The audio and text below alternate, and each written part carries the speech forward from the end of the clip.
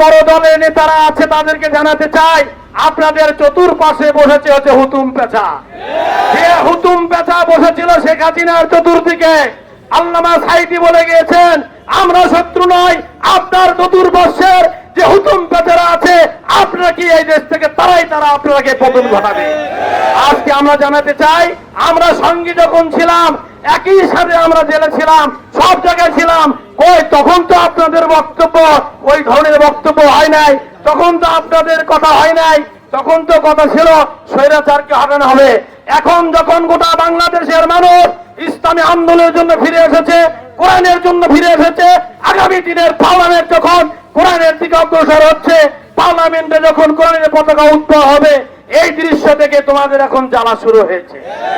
সুতরাং জ্বালা করে লাভ নাই, অতীতকে ভুলে যান। 15 বছর রাজপথে থেকে আমরা বন্দুকের সাথে রাজপথে লড়াই করে সে প্রশিক্ষণ লওয়া হয়ে গেছে।